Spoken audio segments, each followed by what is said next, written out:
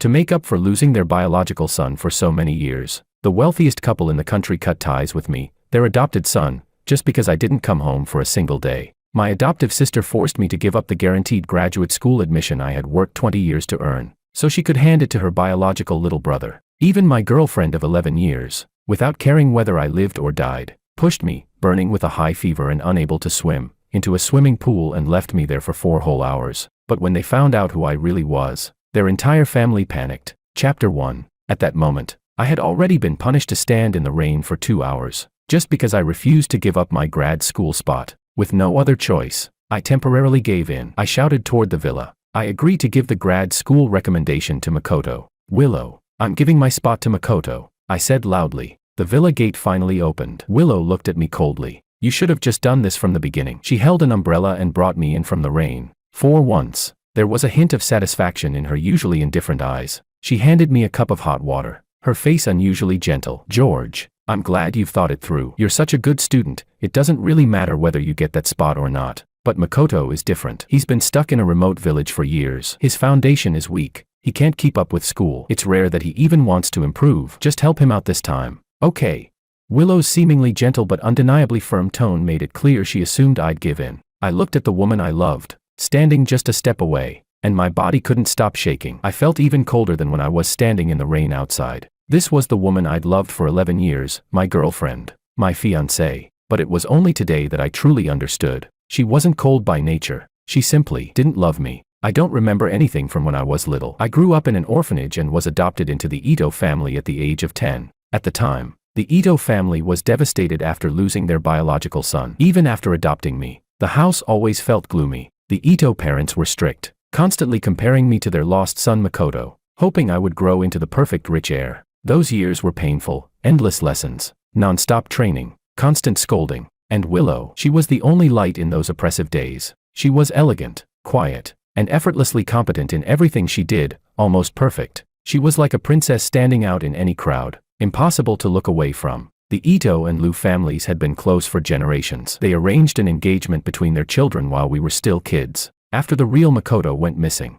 the engagement was passed on to me, the adopted child. From the age of 10 to 21, I knew Willow would be my future fiancée. I followed her willingly, letting her guide my emotions, joy, sorrow, everything. Willow never responded to my affection, but she never rejected it either. She played the role of a proper fiancée, walking beside me. I thought that maybe, seeing me always there for her, she'd be touched, maybe she'd accept my love and give a little warmth in return. But just when I thought our relationship was finally improving, Makoto came back, and from that day on, everything changed. The scalding heat of the water in my hands jolted me back to reality. I turned and walked into the bathroom to wash the rain off my body. Willow stood where she was, staring at my back. Let's take a trip to the Maldives soon, she said. We can go diving together. My steps paused. She was always like this. Whenever I was about to give up, she'd offer a bit of sweetness, just enough to make me reluctant to leave. But this time, I didn't feel the joy she expected. I turned around and looked at her coldly. Willow, I don't know how to swim, let alone dive. Makoto had been a child swimming champion. He loved activities like diving and surfing. It was obvious who Willow really wanted to go to the Maldives with. Yet Willow showed no sign of embarrassment. She kept her usual calm as she asked, "Then where do you want to go for the holidays? I'll plan it for you." It was rare for Willow to ask for my opinion like this. I didn't argue, but I also didn't answer. After I came out of the bathroom, Willow looked up from her phone and glanced at me. "Do you have a fever?" she asked. I gave a bitter laugh. In the dead of winter, she had locked me out in the rain for 2 hours. How could I not have a fever? Willow pulled me to the bed and even tucked the blanket around me. "Lie down and rest," she said. "I'll get the medicine." Just as she turned around, her phone rang, and in the next second, I heard Makoto's voice coming through the speaker. "Willow, my stomach hurts so bad. I think I'm dying. I'm coming right away," Willow said. The rare hint of panic on her face surfaced the moment she heard his voice. Without the slightest hesitation, she rushed out, completely forgetting about me. Burning up with fever, lying behind her, the huge villa suddenly felt hollow and empty. My head throbbed with the fever, and a dull ache spread through my chest. So this is love, and this is the absence of it. So painfully clear. But luckily, my biological parents had recently found me, and now, I finally dialed that international number I had refused so many times before. The offer to go to the US. "I accept," I said. "Once I wrap up my academic work here, I'll fly over in half a month and reunite with you." "That's wonderful, sweetheart," Came the emotional voice on the other end. We'll make it up to you, after all these years. We're finally getting our son back. In the meantime, be good to your adoptive parents. Take this half month to say your goodbyes properly. Goodbyes? Would anyone here even care whether I stayed or left? No, there was no need for that anymore. Half a month later, once everything was settled, I would leave this place without a sound. Chapter 2. The high fever struck suddenly and fiercely. I felt like my entire body was being scorched by flames, and even breathing had become difficult. In a daze, I called 911 and was taken to the hospital alone by ambulance. By the time I finished my 4-drip in the hospital room, the sky had already begun to lighten with the first hints of dawn. I pulled out the needle and stepped out to use the restroom. At the corner of the hallway, I heard a familiar voice. Willow, it's all my fault. My body's too weak, just one ice cream and I got gastroenteritis. You had to stay with me in the hospital all night because of it. My steps halted. Through the glass door of the hospital room, I looked inside. It was Makoto. Willow was holding a thermos, feeding Makoto spoonfuls of soup, carefully blowing on each one to cool it down before offering it. Her expression held a tenderness I had never seen before. You've suffered too much since you were little. That's why your health is poor. Don't worry. I'll stay with you and help you get better, little by little. Makoto smiled sweetly, but the smile quickly froze at the corners of his mouth. Willow, you didn't go home all night. Won't George mind? The smile on Willow's face faded slightly as she replied. He has no right to mind. Even though I had long known Willow treated me and Makoto differently. Hearing those words still felt like a needle stabbing straight into my heart. I had no right. I had loved Willow for 11 years and been her official boyfriend for 3. In the end, all I got was a cold, you have no right. I leaned weakly against the wall, head hanging. Just then, I heard hurried footsteps approaching. I looked up and saw a cold, distant face. It was Maria, my adoptive sister from the Ito family. The way she looked at me was like I was an enemy, full of suspicion. What are you doing here? What are you planning to do to Makoto? Makoto had returned to the Ito family just 3 days earlier and was involved in a car accident shortly after. Everyone thought I was responsible. No matter how I tried to explain, no one believed me. To the Ito family and to Willow, I was someone who would do anything to protect his status. Their gazes toward me grew colder and more hostile with each passing day. Sis. Her icy look stabbed at me. I forced out the word with difficulty. Maria didn't respond. She brushed past me and looked into the room, where Willow and Makoto were sitting closely together, reading a book. She immediately understood. She shoved me roughly around the corner, showing no concern for my physical state. I know what you're thinking. You saw Willow and Makoto together and got jealous, didn't you? I almost laughed. I was Willow's official boyfriend, and yet I had to answer this kind of accusation. Don't I have the right to be jealous? Willow is my girlfriend, I growled. Heh. Maria let out a cold scoff. George Ito, you really are shameless. You took Makoto's place in the Ito family and enjoyed 11 years of luxury, and now you really think all of it rightfully belongs to you. It's time to wake up. Everything you have should have belonged to Makoto. If you had any decency, you'd break up with Willow. As long as Makoto is happy again, maybe we'll treat you like we used to. Treat me like before. On the surface, I was the adopted son of the Ito family, but in truth, I was constantly berated and scolded. No matter how hard I worked, no matter how excellent I was never good enough for them, simply because I wasn't Makoto. My eyes turned bloodshot. I gritted my teeth and finally asked the question that had haunted me all these years. It wasn't my choice to come to the Ito family. Your parents chose to adopt me. Now that Makoto Ito is back, I'm willing to leave and return everything to him. But why won't you agree to it? Maria looked me up and down like I was an idiot. Why? Obviously not because we can't bear to part with you. It's all about the Ito family's reputation. Her words hit me like a thunderclap. My body swayed and finally collapsed. So that's what it was. The Ito family couldn't stand being known as the heartless people who abandoned their adopted son after finding their biological child. So they kept me chained to the family instead. They stood by and watched as Makoto took away everything I ever cared about. After living together for over a decade, to them, I was never family, just a disposable stand-in without feelings. Chapter 3. I stayed in the hospital for 3 days. Not a single person came to see me. When I returned home with my suitcase, everything was as cold and empty as when I'd left. Maybe Willow hadn't come back these past 3 days. She had been with Makoto the entire time. This villa had been a gift from Willow for my 20th birthday. I had always seen it as our home. But now, Willow was no longer my Willow, and this house no longer felt like a home. I took my medicine and lay on a lounge chair by the pool, sunbathing. I had no idea how much time passed until a shadow fell over me. Opening my eyes, I saw Makoto standing there, looking down at me with a smirk. George, you're awake. I came over today just to thank you. Thanks for being so generous, giving up that guaranteed graduate school spot you worked 3 years for, and handing it to me. How did you get in? I asked, but instantly regretted it.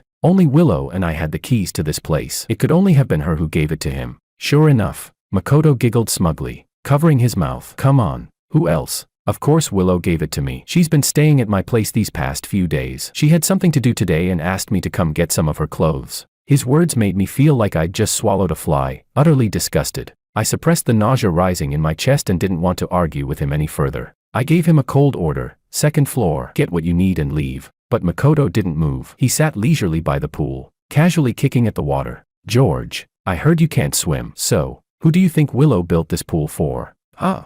Oh, right. You probably don't know. I've loved swimming since I was a kid. I even won championships. His shrill voice stabbed at my ears. I forced myself to ignore the pain and replied coldly. Then swim all you want. Since you're incapable of doing anything else right now, at least having a healthy body might save your parents some stress. Makoto shot up like a cat that had its tail stepped on, glaring at me with fury. I ignored him and walked toward the house, but as I passed him, he suddenly grabbed my arm and yanked us both toward the pool. In a flash, two figures rushed in and caught both of us just in time, Makoto and me. Before I could even register what had happened, Makoto put on a pitiful expression and cried out, Dad, Mom, George tried to push me into the water. My stomach still isn't better yet. I didn't. It was him, I tried to explain, but before the words left my mouth, Mr. and Mrs. Ito were already glaring at me with hostility. We heard from your sister that you'd gone to the hospital. We were going to check on you, Mr. Ito said. But George, how could you be so malicious? What exactly has Makoto done to you? Why do you keep going after him again and again? Are you trying to kill him? A wave of scolding crashed over me. Like always, I lowered my head, unable and unwilling to resist. Mrs. Ito's finger nearly jabbed into my eye as she berated me, and Mr. Ito was even more enraged. Ungrateful ingrate. His scolding still didn't seem to satisfy him. Suddenly, he kicked me hard in the waist and sent me flying into the pool. It was a standard deepwater pool. I couldn't swim. I thrashed around desperately, but my body grew heavier and heavier. I watched, eyes wide open, as that affectionate family of three walked back into the house together, hand in hand. In my dazed state, I could still hear them laughing and chatting. It's just a pool, he won't drown. He tried to push Makoto in, didn't he? Let him get a taste of what it feels like to soak in freezing water in the middle of winter. My body sank like a falling leaf, swallowed by endless pain and regret. Dying like this, what a pity. I hadn't even met my biological parents yet. I wondered, would they spoil me as much as the Ito family spoiled Makoto? Splash.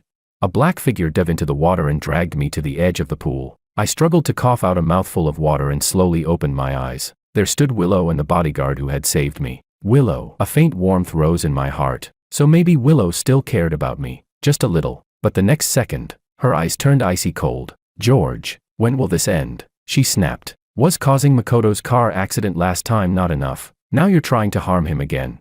Anytime something involved Makoto, Willow completely lost her usual calm and gentle demeanor. I froze for a moment, not even able to explain myself before Makoto came running out. He gently tugged Willow's arm, biting his lip, looking pitiful. Willow, don't blame George. Maybe he didn't do it on purpose. Willow patted his hand in a comforting gesture. Makoto, don't defend him. He'll never change. Then she turned to look down at me from above. George, for the sake of how long we've known each other, I let someone save you this once. If there's a next time, I won't show you any mercy. I collapsed onto the ground. My soaked clothes clung to me, freezing me to the bone. But not nearly as cold as the chill in my heart. Always the same. Over and over again. They always chose to believe Makoto. Always cast me as the villain. And yet, Makoto never actually got hurt. The one who ended up beaten, broken, and scarred every time, was me. Chapter 4. As I stepped into the house, the laughter of the four people inside came to an abrupt stop. Their gazes landed on me like I was some loathsome intruder trying to steal what didn't belong to me. Dragging my soaked, freezing body in heavy steps, I turned to head upstairs. Oh no, my jade ring is gone. Makoto suddenly cried out in alarm. Did I drop it in the pool just now? I instantly sensed he was targeting me and quickened my pace, trying to escape their eyes, but Mr. Ito wasn't about to let me go. George, stop right there. Did you throw Makoto's jade ring into the pool? I turned around, my voice weak. It wasn't me. I didn't push him, and I didn't throw his ring. I had only just recovered from a high fever, and after all that struggling in the cold water, I was dizzy and lightheaded, ready to collapse. I saw you grabbing Makoto's arm, trying to push him in, and now you're lying about it. Mrs. Ito's shrill voice echoed through the entire villa. Meanwhile, Makoto looked tearfully at Willow and said pitifully, if it were just an ordinary ring, I wouldn't care. But this was the one Mom and Dad gave me. During all those years I was missing, it was the only thing that kept me going. I just kept hoping I could see them again someday. Hearing that, Mrs. Ito was reminded of all the suffering Makoto had endured. She threw her arms around him and began to sob. Mr. Ito was seething. Without hesitation, he marched up and yanked me down from the stairs. So jealous, aren't you, George? If you don't find Makoto's ring in that pool today, I swear I won't let this go. While shouting, he dragged me outside toward the pool. I couldn't break free, so I turned to Willow, my eyes silently begging for help, but Willow's eyes were like ice, cold, unfeeling. She turned around, fetched a diving mask, and handed it to me. Put this on. Go find Makoto's ring. I shook my head. Her tone hardened instantly. This is what you owe him. In the end, the three of them forcibly strapped the oxygen mask onto my face. Mr. Ito didn't hesitate for a second before shoving me into the water. They stood at the edge of the pool, chatting and laughing, occasionally yelling at me not to slack off. Whenever I moved too slowly, Mr. Ito would grab a long pole and strike the surface of the water. I didn't dare look up. I just kept my head down, inching along the bottom of the pool, feeling around for the ring. Night slowly fell. The water turned colder, visibility dropped, and my movements grew sluggish. When I surfaced for air, I heard Willow's voice. Makoto can't sleep well without that ring. Don't even think about wasting time until you find it. You're not coming out. I sank into the water, hopeless. After nearly 4 hours of searching, I finally found the jade ring wedged in a crevice near the drain. Clutching it tightly, I struggled to climb out of the pool and collapsed by the edge. Completely spent, they gathered around me, took the ring from my hand, and stared down at my wretched, pathetic state with disdain. Makoto looped his arms through Mr. and Mrs. Ito's without even glancing back as they walked off.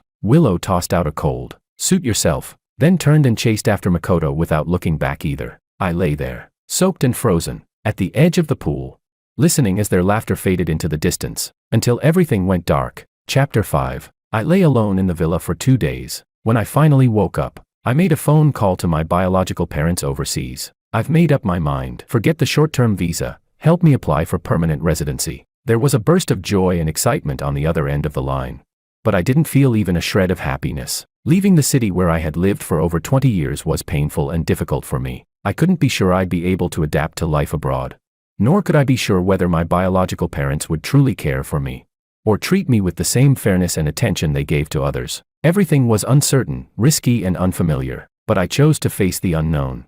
Because I knew, no matter how uncertain the future was, it couldn't possibly be worse than my present. The process for applying for permanent residency was far more complicated than a regular visa. I prepared countless documents and made several trips to the U.S. Embassy. The last time I walked out of the embassy, a flashy Ferrari sped past me on the street. I didn't get a clear look at the license plate, but I knew there were only 100 of those limited edition supercars in the world, and only one in this city. It belonged to Willow. My heart skipped for just a second, but I quickly comforted myself. Willow had her heart full of Makoto. She couldn't possibly notice someone like me on the side of the road. Even if she did notice me, she wouldn't care. That night, I sat alone on the cold floor, turning the volume on the TV all the way up, just to drown out the silence in the villa. The door lock turned, and I looked up to see a face I hadn't seen in a long time. Willow walked over to me, her tone carrying a hint of interrogation. "Where are you going?"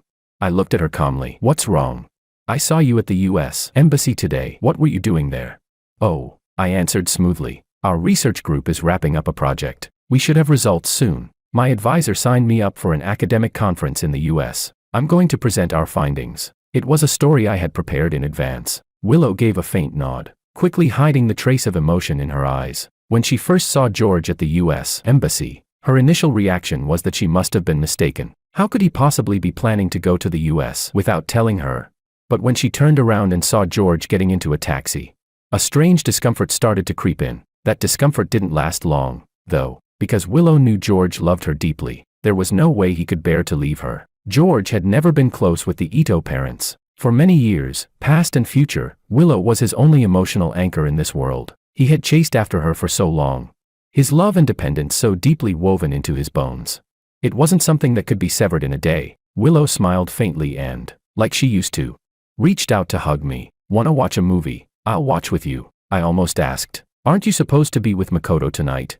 But I hesitated and didn't say it. I knew this was Willow's usual tactic. A slap, followed by a sugar cube. In the end, I didn't turn her down. I picked an old-fashioned romance movie. watching with tears in my eyes while Willow kept glancing at her phone. As the credits rolled and the theme song played, I stood up quietly. I'm tired. I'll go to bed first. I slowly made my way upstairs. Willow called after me. Tomorrow, at the AC Hotel, we're celebrating Makoto's grad school acceptance. You're his big brother. Don't forget to bring a gift. I didn't reply. I lifted my foot and walked up the stairs, never looking back. Chapter 6. Early the next morning, Willow sent over a gift box. I opened it and saw an incredibly luxurious diamond watch. The card inside read, "Congratulations to Makoto on getting what he always wanted. Signed, George." A bitter smile crept onto my face. Willow was thorough, no doubt. I just didn't know whether her thoroughness was for my sake or for Makoto's. By the time I arrived at the hotel, cheerful chatter was already spilling from the private room. I held the doorknob, hesitating. If I went in, the pleasant atmosphere would vanish in an instant. No one wanted me there, but if I didn't go in, the Ito family and Willow would surely accuse me of being rude or ungrateful. Again, in that moment of hesitation, the clatter of glass hitting the floor came from inside the room. Through the glass of the door, I saw Makoto pouting, his earlier smile completely gone. Mrs. Ito noticed the shift in her son's mood immediately. "What's wrong, Makoto?" "Nothing much," Makoto replied, voice tinged with grievance. "It's just George's experiment produced results. They say it's a huge breakthrough. Everyone in our group chat is congratulating him now." The smile on Mr. Ito's face faded. Maria, skeptical, grabbed Makoto's phone and scrolled through the group messages. Today was the day the guaranteed graduate school placements were officially announced. At first, everyone in the group was congratulating Makoto, but then someone suddenly posted news about my successful experiment. And the group's tone shifted completely. Everyone started praising me as a research genius, saying I should be fast-tracked for a PhD. Makoto's moment in the spotlight was completely overshadowed. Fuming, Maria slammed the phone down on the table. "That George, he did it on purpose. He timed the announcement just to humiliate Makoto." Mrs. Ito grew angry too. "This George, always desperate for attention. When his family ignores him, he goes looking for validation at school. So vicious." Mr. Ito pulled out his phone, ready to call me. "He stole everything from Makoto. What's he so proud of? I'll call him over right now." Before he could dial, Maria's eyes lit up with a cunning idea. She pressed down on his hand, stopping him. "Dad, calling him won't do anything. He'll just show up with that shameless face of his, like always. But I have a better idea, something that'll finally shut George up for good." "What is it?" everyone asked in unison. "It's just an experiment, right? Who cares what kind of breakthrough it was? We can say Makoto did it. Then he'll be the one called a research genius. Forget grad school. He'll be directly recommended for a PhD." Makoto jumped up, the frustration on his face replaced by excitement. "Big sis, you're a genius." Mr. and Mrs. Ito both nodded repeatedly. "You're right. Everything George has now was supposed to be Makoto's. We raised him for over a decade. It's just an experiment. Giving it to Makoto is only fair." With everyone in agreement, Maria could hardly wait to put her plan into action. But she knew, she and George had never gotten along. If she said it, he'd never agree. So Maria turned to look at Willow. "What do you think, Willow?" Outside the door, I felt like I'd fallen into an icy abyss. I clenched my fists, forcing myself not to burst into the room then and there. Even though I had long known the Ito family felt nothing for me, hearing them plot so casually to rip away my achievements still chilled me to the core. My heart pounded as I waited for the voice I feared the most. Willow, would she agree? After a moment of silence, her voice rang out clearly from inside the room. "All right, I'll talk to George. We'll have him give the research results to Makoto." Chapter 7. I didn't dare go back to the villa. I hid myself in the lab and turned off my phone. But Willow still found me. She got the lab keys from the dean. She knew I'd be here. I had nowhere else to go. Under the dim lights, I lifted my head from the computer. The dark circles under my eyes were obvious, and I looked completely drained. My eyes were red as I watched Willow slowly approach. Compared to usual, the curve of her lips was higher, as if she was preparing herself for something. "Working late again? Didn't you say the experiment already succeeded?" she asked gently. My voice was hoarse as I forced a reply. "Yeah, it did." Willow leaned in and gave me a hug. "Congratulations, George." I closed my eyes and said nothing. A part of me still held on to hope. Hope that Willow's congratulations were sincere. Hope that she wouldn't say what I feared most, those cruel words. But after a pause, Willow's expression turned calm again. She looked straight at me.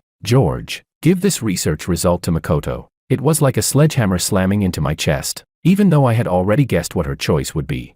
Hearing her say it so bluntly still made my heart ache unbearably. Before I could respond, Willow began listing her reasons. "You're smart, and talented. You'll definitely have other successes in the future. Makoto is different. He's starting grad school soon. He needs a few academic papers to his name. Without them, it'll be hard for him. Leaning on the table, I stood up with effort, my voice breaking as I roared. I'm smart. I'm talented. Don't you see how hard I've worked? I've spent countless days and nights in this lab. My hands have peeled layer after layer from chemical burns. I poured my heart and soul into this project, and now I've finally achieved something. Willow, do you even have a heart? My questions came one after another, and Willow's patience started to wear thin. Her gaze sharpened. She looked at me coldly. Yes, you've worked hard, but so what? George, don't forget where you come from. You lived a good life in the Ito family for over 10 years, taking Makoto's place. Isn't it only fair to make a small sacrifice for him now? You should at least know how to be grateful. You can't be someone who only takes and never gives, a selfish ingrate. Don't worry, as long as you let Makoto have this one. I won't break up with you. Just take this as compensation for him. Compensation. Ingrate. The moment I heard those words, I suddenly laughed, clutching my chest. I stared at the woman I had loved for 11 years. In the end, the only thing she saw in me was an ungrateful leech. For the first time, I pushed Willow away. Willow, if that's how you see me, then so be it. But I won't give Makoto my research. Not this time. I won't back down again. I turned and walked out without looking back. Willow stared coldly at George's retreating figure, her eyes sharp as blades. Chapter 8. I rented a place near the university for a week. Fortunately, there was nothing left in that empty villa that I needed anymore. Right now, all I want is to finish writing my report, take the results that truly belong to me, and leave this place forever. I had been hiding out for a few days and hadn't received any messages from Willow. I assumed she had probably given up. Carrying my laptop, I returned to the lab, ready to wrap up the report. In front of the research building, I scanned my face several times, but the access control system kept displaying, access denied. I took out my phone and called. Professor, why is my access card no longer working? The advisor, who had always been gentle, now sounded colder than ever. George, starting today, you are no longer a member of our lab and may not enter the premises. It felt like a thunderbolt struck me. I could barely keep my body from collapsing as I staggered on the spot. Why? I asked in disbelief, but the only reply was the cold, repeating tone of a disconnected call. I immediately sat down on the spot and opened my laptop, only to find all of my lab access permissions had been revoked. I could no longer view or use anything related to the lab. I couldn't even see the research results I had worked so hard for. I rushed to the academic affairs office in anger, but my advisor wasn't there. A familiar professor quietly pulled me aside and whispered, George, it's no use looking for your advisor. This wasn't his decision. His hands are tied. I squatted down in the corridor, feeling ice cold all over. Despair overwhelmed me. I should have seen this coming. Willow didn't give up after I rejected her. She must have found another way. In this entire city, who else but the Liu family and the Ito family has the power to force both the university and my advisor to submit? At the same time, the department's group chat was blowing up again. Someone posted a message congratulating Makoto on the success of his experiment, which had received recognition from many experts in the field. Celebratory emojis flooded the chat, and even through the screen, you could feel how happy Makoto was. Thank you, everyone. I've been working so hard on this for so long. I'm so thrilled it finally paid off. I'm treating everyone at AC Hotel tonight. Don't miss it. Wow, AC Hotel. That place is expensive. Kidding me? Makoto is the heir to the Ito family. A dinner like that is nothing to him. Exactly. He's handsome, kind, and brilliant in research. Total legend. Amid all the praise, a single comment struck a jarring note. Makoto's research results look exactly like George's. Could it be he copied George's work? The message came from a quiet, low-key girl, and the group chat immediately fell dead silent. Elsewhere, Makoto was gripping his phone, his smile nearly cracking. Sis, what do I do? George had already shared his research. Now everyone thinks I stole his work.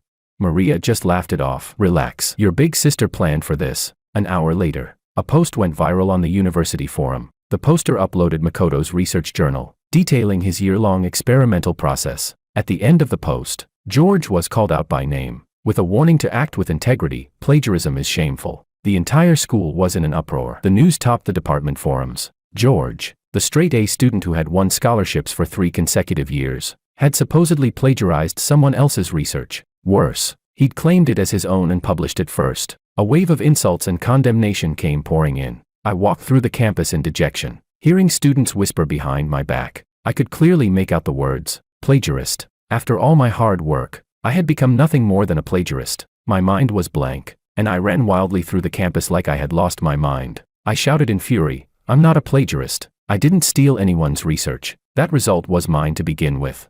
The more I raged, the more people gathered to watch. Voices of criticism drowned out all my attempts to explain. Just then, my phone vibrated. "George, this is the Academic Affairs Office. We've seen the post on the campus forum and spoken with your advisor and classmates. The post has been confirmed to be true. Our school has zero tolerance for plagiarism. You will be expelled." Chapter 9. The day I returned to school to complete my withdrawal paperwork, the front gate was swarmed with people. There were students from our university and reporters armed with cameras and microphones. In just a few days, that forum post had continued to spread across several nearby campuses. The accusation of plagiarist hanging over my head was now considered a confirmed fact. At the same time, Makoto's experiment, because of its breakthrough significance, had drawn the attention of prominent figures in both academia and industry, and consequently, many media outlets. I got out of the taxi wearing a face mask, but someone still recognized me right away. "George, do you have anything to say about the plagiarism scandal that's been all over the place recently?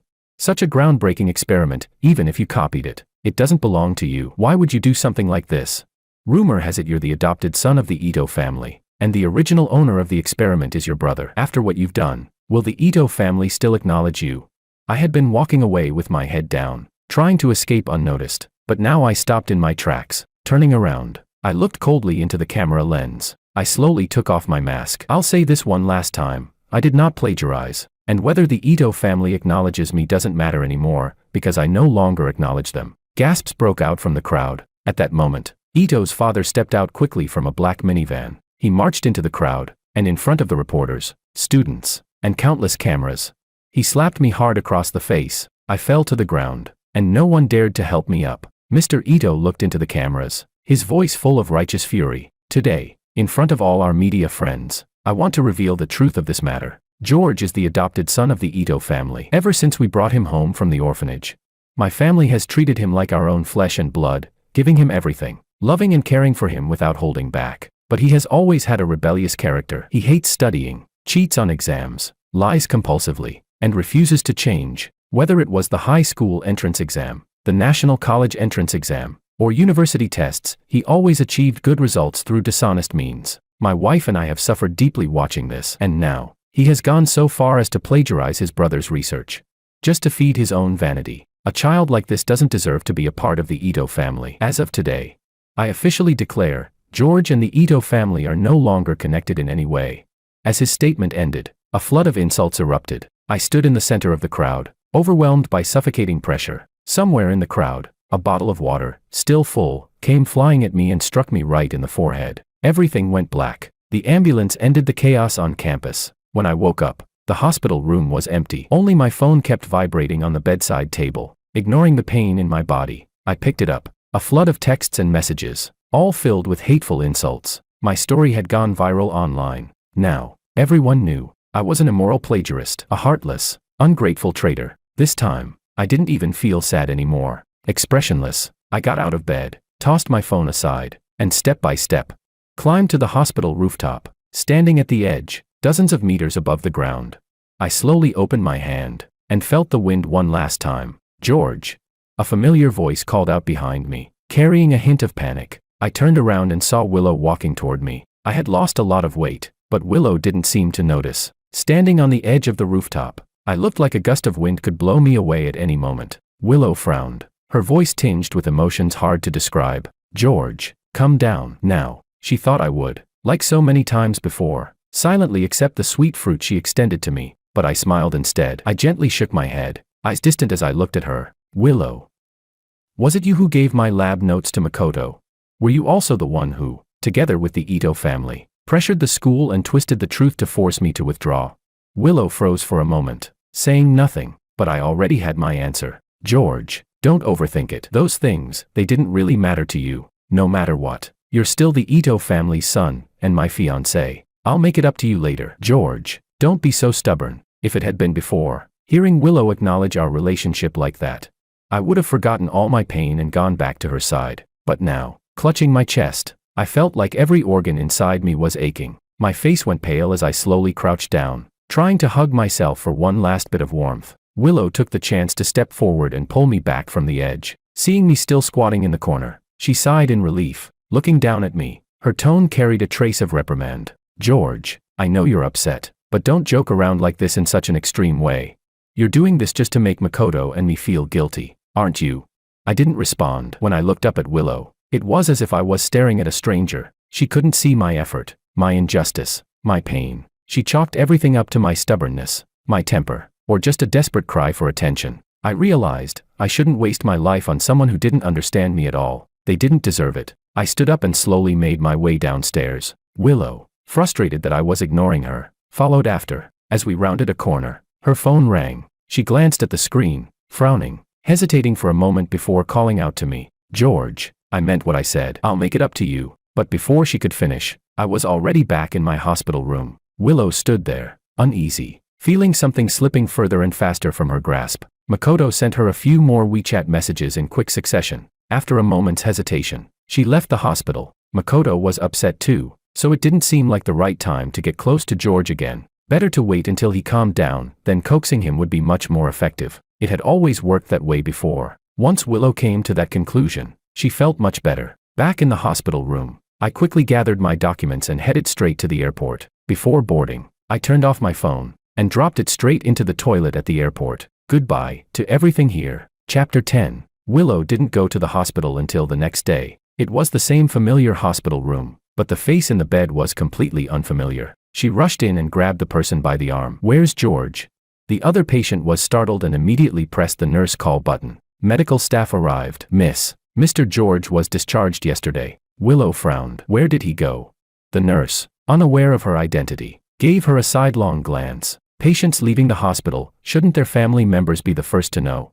Willow was momentarily speechless, then turned on her heel and strode out of the hospital. She drove straight toward the villa. On the way, she kept calling George's phone. All she heard was the cold, mechanical sound of the call ringing with no answer. Willow floored the gas pedal, frustration inside her building to the edge. After everything that had happened, George was still this immature. Once they were home, she would definitely give him a proper scolding. Familiar scenery flashed past her windows, but what Willow didn't know was that in this city, the one where she and George had lived together for over 10 years, his figure would never appear again. Willow arrived at the villa in a rush, but the moment she opened the door, she was met with stillness and emptiness. She stopped a housekeeper on the way in. "Where's George?" The housekeeper looked confused. "Isn't Mr. Ito with you? He hasn't been back in a while. He paid us in advance and dismissed us all. I'm leaving today too." Willow searched the entire villa. George was nowhere to be found. Her anger boiled over. She picked up a vase from the shelf and smashed it to the floor. So now George thought he was something. Didn't get enough attention by pretending to jump off a building. So now he's playing runaway. Night fell. Inside the lively and noisy bar, the VIP booth where Willow sat was eerily quiet. Every once in a while, some good-looking guy would come over to flirt, but she couldn't even be bothered to raise an eyelid. The manager would quickly come and shoo them away. "That's Miss Liu from the Liu family. Who else could it be in a city? Get lost. Get lost. She's in a bad mood these days. Don't go asking for trouble." Willow didn't seem to hear any of it. She just kept sipping her whiskey, glass after glass. It had been a full week since she last heard from George. She had even, uncharacteristically, sent him dozens of messages, gentle words, trying to coax him to come home, but not one received a reply. An uncontrollable irritation filled her chest. She closed her eyes, but all she could see was George, curled up on the rooftop, holding himself and smiling bitterly. Her heart began to ache with a dull sourness. She downed another full glass of whiskey. A hand patted her left shoulder. Maria slung an arm around her, sizing her up with a concerned gaze. "What's going on with you?" Maria asked, taking the seat beside her. "The manager said you've been here drinking every day this week. Makoto even asked me why you haven't replied to his messages." Willow took a moment to respond, then brushed Maria's arm off gently and poured her a drink. "It's nothing. I'll call Makoto later and explain." Maria nodded and sipped the whiskey, her gaze fixed on Willow. Something about her felt off. Willow looked up and met her eyes. After a few seconds of hesitation, she asked quietly, "Have you seen George?" "Who, George?" Maria was even more confused now. Willow rarely mentioned George. She'd assumed Willow had stopped caring about him long ago. "George is missing. I've been trying to find him for a week now, but there's no sign of him." Maria chuckled lightly. "Why are you looking for him? You know how manipulative he is. This is probably just another stunt, throwing a tantrum, disappearing for a while until everyone starts to feel guilty and he comes back like nothing happened. That guy, always playing mind games. He's good at that stuff." Willow said nothing, just furrowed her brows and downed glass after glass of liquor. She had thought the same as Maria at first, but this time, it had been too long. Maria watched her for a while, feeling a mix of emotions. She had thought Willow no longer cared about George. That was why she'd been so blunt and heartless in front of him. But now, seeing Willow like this, she clearly still cared. But what about Makoto?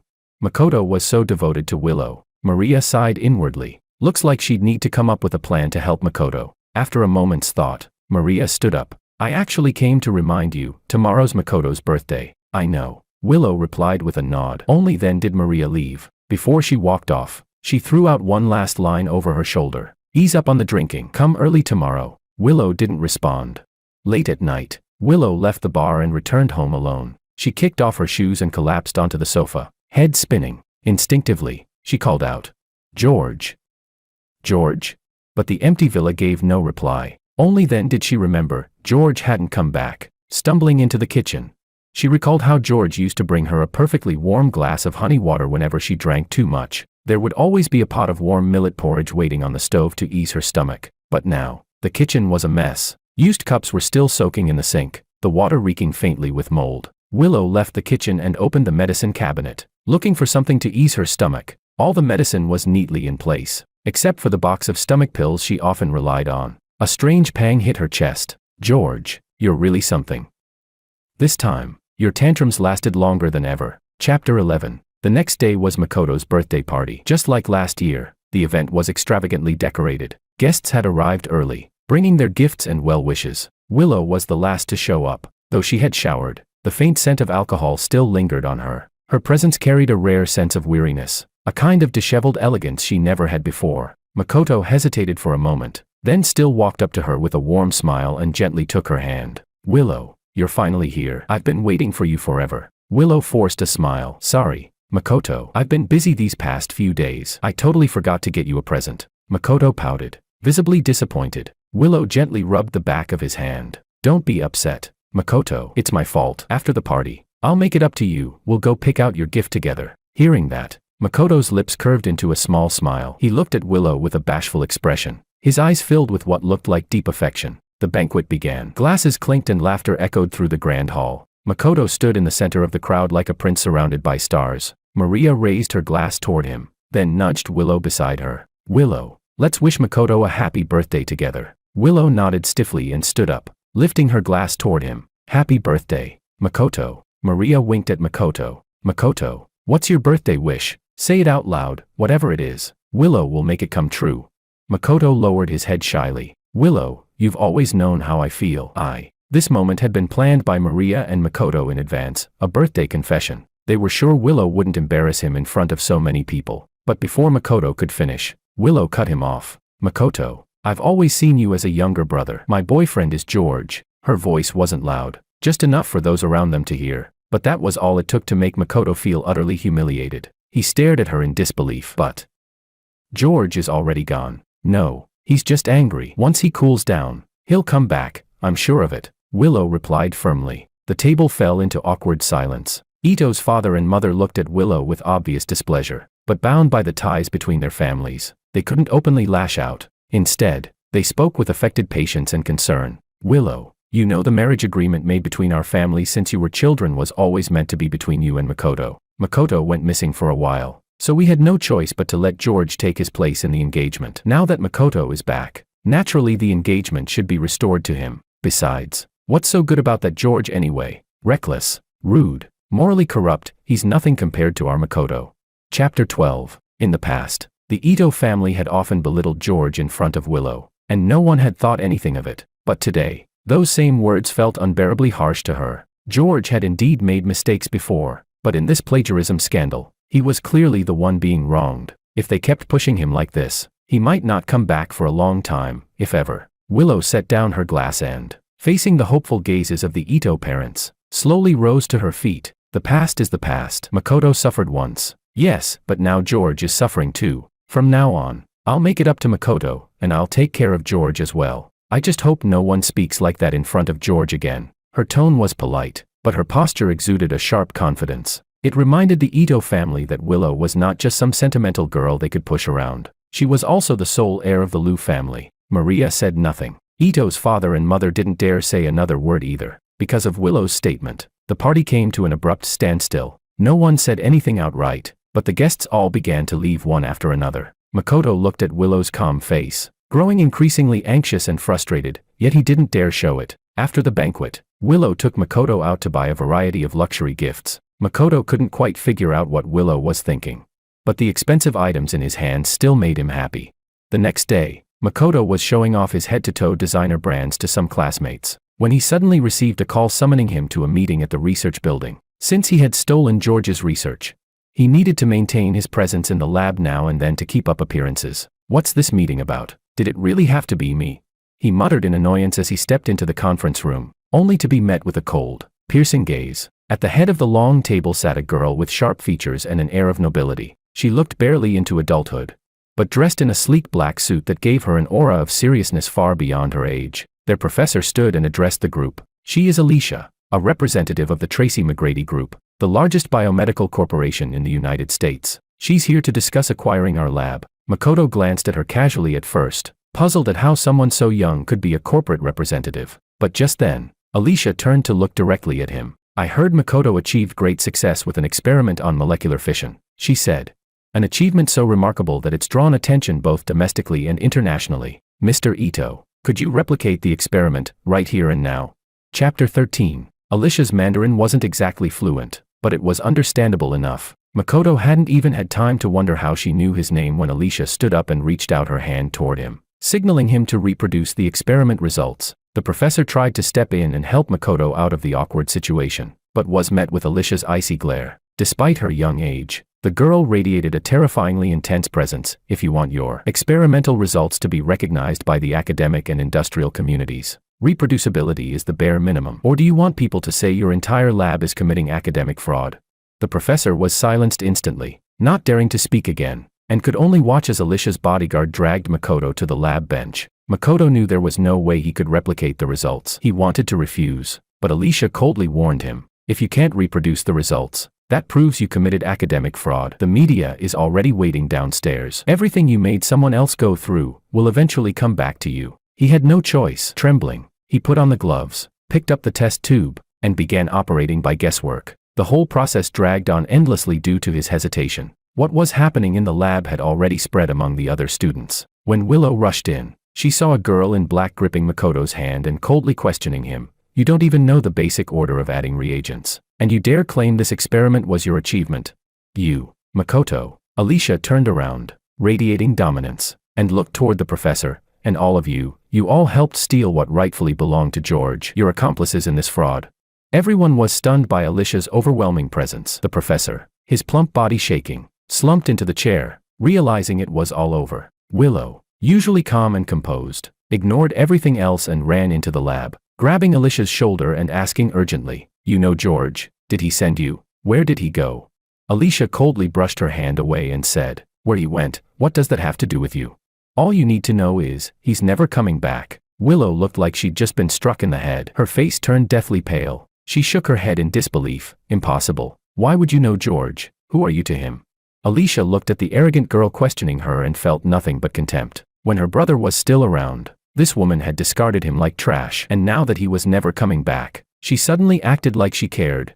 A woman like that didn't deserve her brother. A mocking smile curled on Alicia's lips. Who I am doesn't matter. What matters is, I'll make you all pay for everything you did to him. One step at a time. Alicia turned to leave. Willow tried to follow but was pulled back by Makoto. His face was full of panic as he looked at her. Willow, what do we do? That woman, she said, the media's downstairs. She's going to make me go through what George did. She's after me. I'm scared. I don't want to go down there.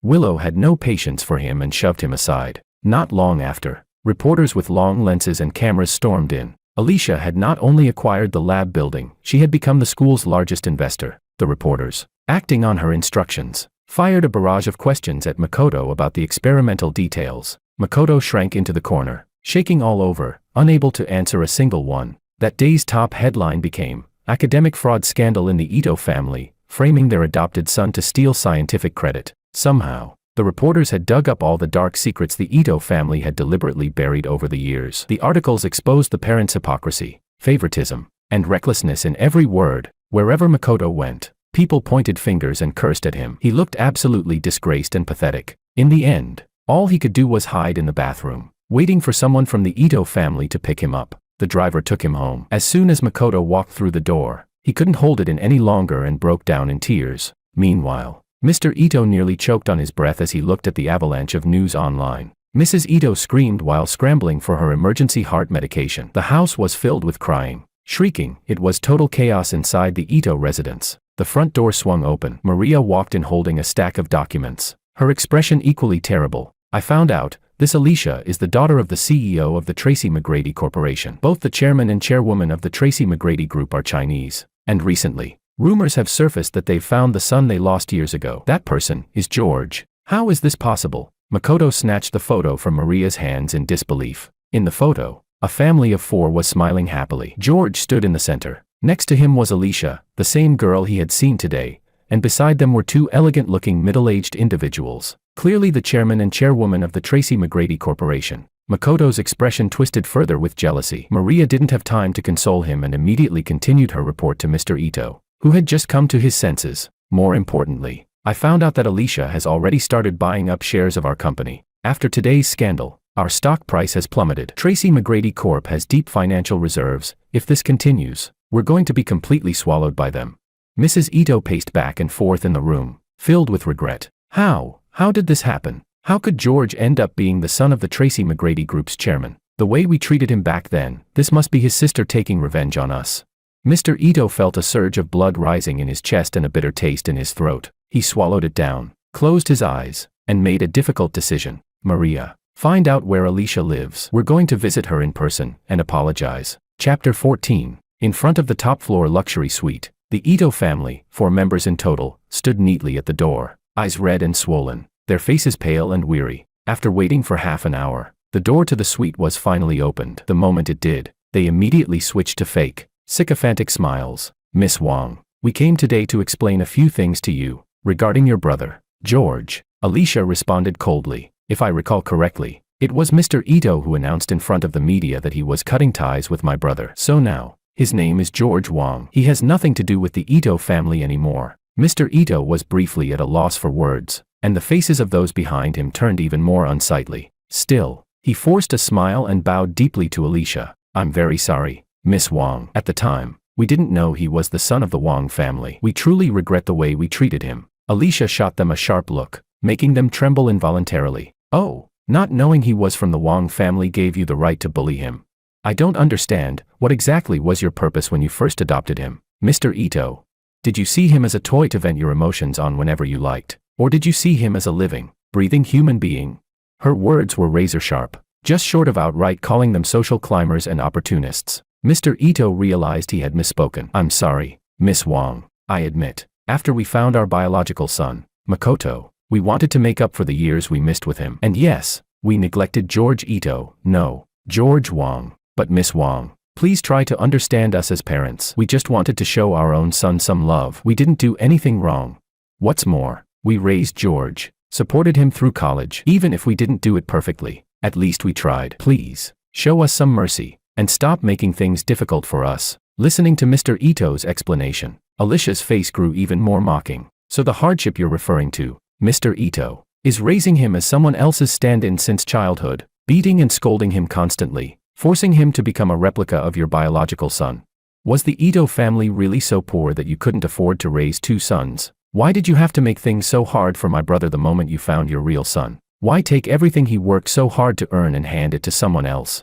When my brother came home, our entire family welcomed him with love. But my parents never asked me to give up anything for his sake, because they understand that love isn't about sacrificing one person to fulfill another. You never treated my brother like your real son. You adopted him just to fulfill your own selfish desires. You're not worthy of being his parents. As her words fell, Mrs. Ito covered her mouth and began to sob. She wanted to say it wasn't like that. Back at the orphanage, there were more than a dozen children standing in a row, and George was the one who caught her eye. He was so hardworking, so considerate, never causing any trouble, but she couldn't say a word. Her mind was flooded with scenes of herself harshly scolding and insulting George. The door slammed shut. Mr. Ito lowered his head, overcome with shame. The other members of the Ito family wore equally complex expressions. Alicia looked furious, clearly. She had no intention of letting the Ito family off easily. They stood hesitating at the door, unsure of what else to do. Inside, Willow stood near a corner, having heard everything Alicia said to the Ito family. Her expression was conflicted. Everything Alicia said felt like it was directed at her too. Alicia glanced at her and said coldly, "Miss Lou, like I told you, my brother isn't here." Willow raised her head, her eyes pleading faintly. "Where is he? Just let me see him once." Alicia looked at the woman in front of her, silent for a long time. Back in the U.S., her brother had told her everything that had happened back home. She had made up her mind, she would protect her brother, and never let these people from back home disturb him again. But this Willow, she had been lingering outside her hotel for days, begging again and again to see her brother. Maybe they really needed one last meeting to truly bring everything to a close. With that thought, Alicia nodded. "I can take you to him, but whether or not he's willing to see you, that's up to him." Chapter 15. Alicia brought Willow aboard the private jet bound for the United States. As they boarded, Willow's expression was complicated. Once on the plane, surrounded by luxurious decor in every corner, she became visibly uneasy. Willow had grown up with a silver spoon in her mouth. In all of City A, when the Liu family spoke, no one dared contradict them, but that sense of superiority seemed utterly meaningless in front of Alicia. And George? What kind of life was he living now? The once proud heiress, Willow, for the first time in her life, began to doubt herself. After a long flight, the plane landed on a private airstrip in California's Bay Area. An impeccably dressed butler bowed respectfully to greet them. A chauffeur, driving a globally limited edition Rolls-Royce, took them through a sprawling castle estate where every inch of land was worth a fortune. Finally arriving at the garden where George was, the garden was filled with blooming tulips. A gentle breeze carried the fresh and soothing fragrance of the flowers. She saw George sitting on a swing, lazily basking in the sun with a cat curled up in his arms. Beside him, the billionaire chairman of the Tracy McGrady Group was personally grinding coffee beans for him. Meanwhile, the elegant and poised chairwoman was gently feeding her son homemade cookies. Under the warm sunlight, the smile on George's face was so dazzling and bright that even the vibrant tulips around him seemed to pale in comparison. Willow stood still, silently watching the scene before her, unable to snap out of it for a long time. George. How long had it been since she last saw him? How long had it been since she last saw such a genuine smile on his face? Her heart swelled with a mix of joy and longing. She felt as though something she had lost had finally returned. A smile gradually appeared on her face. She straightened her clothes, lifted her chin, and strode forward confidently. Perhaps George's identity had changed, but deep down, he was still the same George who had loved her for 11 years. "George." Willow called his name in the gentlest voice she had ever used. The moment I looked up, she had already walked up to me, arms outstretched, wanting to embrace me, but instinctively, I took a step back, avoiding her hug. Chapter 16. Willow's arms froze midair, and the smile on her face stiffened. I looked at the person in front of me, so familiar, yet so distant, and found myself momentarily dazed. I had thought I would never see her again in this lifetime. Alicia had left with my parents, Mr. and Mrs. Wong. They trusted I was capable of handling this on my own. In the vast garden, it was just me and Willow now. I sat back down on the swing, lazily stroking the cat in my arms, my expression calm and indifferent. Willow spoke to me in a tone softer than I'd ever heard from her before. "George, I missed you so much. Please don't leave like that again without a word. I was really worried. Wherever you want to go, whoever you want to see, you can just tell me. I'll go with you." If this were the old me, I probably would have burst into tears and thrown myself into her arms the moment she said those things. But now, I merely gave a cold laugh. "Willow, this kind of affection from you feels fake. Did you forget everything that happened before?" Hearing me bring up the past, Willow realized I was still upset. She hesitated for a moment before lowering her head and apologizing. "I'm sorry, George. It was my fault. I know you were wronged. I ignored your feelings. Please forgive me." I found it laughable. Did she really think a casual sorry could erase all the pain she caused? In her mind, her love and forgiveness always came as if they were gifts, naturally given, and to be gratefully received. I looked at her seriously, my eyes cold, as if I were staring at a stranger. "Willow, do you think that just because you apologized, I'm supposed to forgive you? That just because you lowered yourself to come find me, I should follow you back without hesitation? That just because you say you love me, I should forget everything that happened, wipe the slate clean, and go back to being the same person who trailed behind you for 11 years? Willow froze for a second and didn't respond, but the answer was already obvious. I gave a faint smile. "Willow, there was a time when I really thought I'd love you forever, but it was your indifference that slowly extinguished that love. When I was home alone with a high fever, you didn't care. When I was shivering in a freezing pool for 4 hours, you didn't care. When everything I had was taken away from me, you didn't care. When I was publicly shamed, crushed, and lost all will to live, you still didn't care. What you cared about was anything related to Makoto. And now I'm tired. I'm choosing to walk away, to give you what you wanted. So please, don't come looking for me again. Chapter 17. Scene after scene from the past flashed before Willow's eyes. It felt like a thunderbolt had struck her. She finally realized that she might have done many things that hurt George. Overwhelmed with guilt and regret, she shook her head gently, wanting to explain, but ended up stammering in panic. No, George, that's not true. I did care about you. You were my boyfriend. How could I not care about you? I looked at her with a curled lip, mockery written all over my face, as if even she didn't believe the words coming out of her mouth. Under my gaze, Willow lowered her head in shame and spoke with difficulty. I'm sorry, George. I was wrong. I know I did a lot of stupid things that hurt you, but we've shared 11 years together. Doesn't that count for something? Can you give me another chance? I shook my head lightly and casually plucked a tulip from the bush. Willow, if I pluck this flower, drain its life away, and then say sorry to it, do you think it will come back to life? The tulip fell to the ground, shattering into a scatter of petals. I turned and headed toward the house, but Willow still refused to give up. George, is it because you're now the son of the Wong family that you look down on someone like me, who's been with you for 11 years? Her words made me want to laugh. From beginning to end, Willow had never truly understood me. Willow, you're the one who trampled on my feelings. No matter whose son I am, you don't deserve my love anymore. I left her with those words and walked away without looking back. Willow stumbled, grabbing the swaying swing for balance. Her nose stung, and a storm of emotion surged within her. George, he really wasn't the same anymore. It wasn't just his identity that had changed, his feelings toward her had changed too. That realization made Willow afraid. During the time George had been gone, she realized she'd grown used to a life with him in it. No matter who he was now, she couldn't let him go. With that belief, Willow stayed in California, at a luxury watch auction. The moment I entered the venue, I felt a searing gaze locked onto me. I followed the heat of that stare and saw Willow, radiant and elegant in a formal dress, standing out in the crowd, with nothing better to do. I casually raised my paddle once during the bidding, not even paying attention to what item was on stage. Amid a flurry of raised bids, Willow stood calmly and made a bold,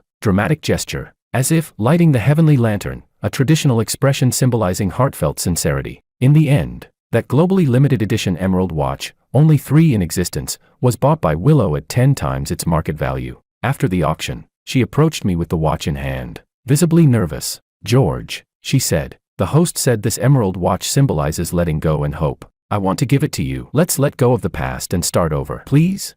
Her eyes sparkled with hope like scattered stardust. She looked at me with longing. In the reflection of that light, I saw myself, like I was the only star in her sky. My heart skipped a beat. I turned my head away and blinked quickly, twice. I knew, if it were the old me, seeing her like this, I'd already be moved to tears, pulling her in for a hug and kiss, ready to forgive everything. But now, the pain had seeped into my bones, leaving me constantly on edge, too afraid to let my heart waver. I took a deep breath and returned to my earlier calm. Miss Liu, I said, using her full name with deliberate distance. You've misunderstood. I don't even like this watch. All the pain I've endured, that was just life's way of teaching me. There's nothing I need to let go of. I'm doing just fine. In fact, it's you, Miss Liu, who needs to look within. Just because something is lost doesn't mean it was the most important thing. You need to figure out what it is you truly care about, and stop disturbing my life. With that, I turned and left without looking back. In the grand hall, Willow stood alone. George's words, "What do you truly care about?" echoed endlessly in her mind. She wanted to say, "It's you, George, you're what I care about." But somehow, it felt like it was already too late. Chapter 18. Willow's travel visa was about to expire soon, and she still hadn't seen me again. On the day before her return flight, she went to the Wong family estate, hoping for one last meeting. Thunder rumbled and strong winds blew as heavy rain poured down. I stood by the window, watching the storm outside in the pitch-black night. Alicia handed me a glass of red wine. I took a big gulp. Another flash of lightning split the sky, briefly illuminating half the darkness. My chest tightened slightly. I asked, "She's still there?" Alicia shook her head. "No, she keeps saying she wants to see you one more time. Nothing we say gets through to her." I curled my lips, finding it all a little ironic. A few months ago, on a night just like this, with thunder, lightning, and pouring rain, she had locked me outside to force me to give up my guaranteed grad school spot for Makoto. Now, everything had reversed. "You know," I murmured, unsure whether I was speaking to Alicia or to myself. When someone you once could reach out and touch finally walks away, and only then do you start to regret, start to cherish them. Is that really love, or is it just unwillingness to let go? Alicia gave a mocking laugh. Whatever the reason, it's her own fault. I closed my eyes and waved her off. Send her away. I won't see her. The black Rolls-Royce pulled out of the estate and stopped in front of Willow. Her custom couture gown was soaked, and she looked nothing like the glamorous heiress she once was. The car door opened. With stiff limbs, she took 2 shaky steps forward. The smile she managed to force onto her face froze the moment she saw Alicia. "Where's George?" she asked. She couldn't believe he'd be so heartless, that he wouldn't even give her one last meeting. "Leave. He won't see you," Alicia said coldly. The woman who had stood tall for hours now suddenly lost all strength and staggered back 2 steps. "Why won't he even give me one chance?" Her voice was hoarse, barely audible. "Back when you locked him outside in the rain, forcing him to surrender, didn't you feel even a shred of compassion?" Alicia replied, her tone biting. Another bolt of lightning flashed, and Willow's body trembled slightly. Alicia looked at the disheveled woman before her with zero sympathy. "If you don't leave now, I'll make sure you never set foot in the US again." With that, the Rolls-Royce turned and drove back into the estate. Willow could hold on no longer. She leaned against a nearby tree and slowly collapsed to the ground. Rain mixed with tears ran down her cheeks. The salty taste filled her mouth, and a deep ache spread through her chest. Only now did she finally realize her George might never forgive her again. Meanwhile, on the other side of the globe, storms were brewing at the Ito family's villa too. While Mr. Ito, Mrs. Ito, and Maria were busy dealing with the corporate crisis threatening their company, 2 plainly dressed middle-aged people walked into the house. The moment Makoto saw them, his expression soured. "Why are you here?" The woman grabbed his hand eagerly. "Son, why haven't you been answering our calls lately? You're not sending us money anymore. I saw on the news, is the Ito family going bankrupt? You better seize this chance to scam some more money before it's too late. Then come back home with Mom and Dad." Makoto shoved her hand away in disgust. "The Ito family's accounts are tight right now. I don't have extra money to give you. Let me tell you something, no matter what, a skinny camel is still bigger than a horse. The Ito family treats me very well. Even if they go bankrupt, they won't let me suffer. I'm warning you, stop showing up here. I don't want to see you again." Just as he finished yelling, the sound of glass shattering came from the study. Chapter 19. Before Makoto could react, the study door swung open. Mr. Ito, Mrs. Ito, and Maria all stood there, eyes locked on him, burning with barely contained fury. He jumped in fright, his voice trembling as he stammered, "Dad. Mom. Sis, why are you home?" They had originally planned to go to the company, but Mr. Ito wasn't feeling well, so Maria had returned home to deliver some documents. None of them expected to stumble upon Makoto's well-hidden secret. Mrs. Ito couldn't control her emotions any longer. She stormed up to him and seized his arm in a death grip, her voice trembling with rage. "Who are they? Why are they calling you son? And what did they mean by scamming for money?" No, Mom. Let me explain." Makoto's lips quivered, and his eyes filled with tears. In the past, whenever he acted like this, Mrs. Ito's heart would always soften, but not this time. No matter how pitiful he looked, she refused to let go of his wrist. Mom, don't look at me like that." I'm scared," Makoto struggled, but Mrs. Ito remained stone-faced. Suddenly, the middle-aged man who had stayed silent until now rushed forward and shoved Mrs. Ito to the ground. "What the hell are you doing to my son?" he shouted. "Pa, the news was right, you Ito people really are trash. I should never have sent my son to you for money, letting you ruin him like this." As he spoke, he yanked Makoto's arm and dragged him toward the door. "Let's go, son. We're done playing pretend with these people. Ito's going bankrupt anyway. There's no point in keeping up this fake identity." The words, pretending to be their son, sent the Ito family into a tailspin. Mr. Ito rushed to help Mrs. Ito up. Maria stepped forward to block the couple. Everyone was yelling, pushing, and shouting accusations, the entire room descending into chaos. Half an hour later, the police arrived. After hearing everyone's statements, they escorted the group to a hospital for a DNA test. The results showed that Makoto had no biological relation to the Ito family. He was indeed the biological son of the middle-aged couple. The men spat on the floor. "Told you, and you still didn't believe me. Idiots. Your real son was probably snatched by an organ trafficking ring, long dead by now." Only then did the Ito family learn that, when the real Makoto had been kidnapped, this couple had witnessed the incident. At the time, their region was plagued by child abductions, with rumors tying them to a horrific underground organ trade network. Too afraid to go to the police, the couple instead picked up a jade thumb ring the real Makoto had dropped while struggling. Years later, they saw Ito family's persistent, missing child announcements. Tempted by money, they sent their own son to the Ito family and had him pretend to be Makoto. Because the fake Makoto could vividly describe the day he was supposedly abducted, and had the thumb ring to prove it, the Ito family didn't suspect a thing. They completely forgot to conduct a DNA test. Once Makoto grew accustomed to the easy life of a wealthy heir, he tried to cut off ties with his real parents, refusing to send them money or answer their calls. Frustrated and impatient, the couple came to the house themselves, and the truth was finally exposed. Upon learning the full truth, Mrs. Ito collapsed to the ground, clutching her chest in shock. Mr. Ito, consumed by rage, grabbed a surgical scalpel from a nearby nurse and lunged toward the fake Makoto. "You bastard! How dare you lie to me? You schemed your way into my home and turned everything upside down. My Makoto is gone. My George is gone. I'll kill you myself." Chapter 20. Mr. Ito stabbed the fake Makoto. Though the injury wasn't fatal, the act of assaulting someone in front of police officers was serious. He was arrested on the spot. By the time Willow returned to her home country, the news about the real and fake heirs of the Ito family had already blown up across the internet and media. She felt dazed. Makoto was fake. Then all those conflicts between him and George, were they real or fabricated? Eager to uncover the truth, Willow tracked down the fake Makoto's current address and went to confront him in person. In a dim, narrow alleyway, the fake Makoto was barking orders at his biological mother. "Over here, clean this part properly. What's wrong with you? Can't even handle a bit of housework. The Ito family's maids were better than you. And what's this slop you made? It's disgusting. I want seafood."